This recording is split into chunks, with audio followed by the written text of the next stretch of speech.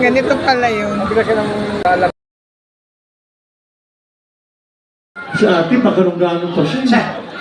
Wala naman. Charot lang. Joke lang po. Baka manuno.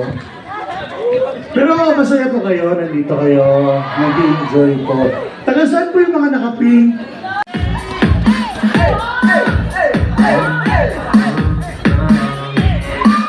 Okay, magsisimula na tayo mga people.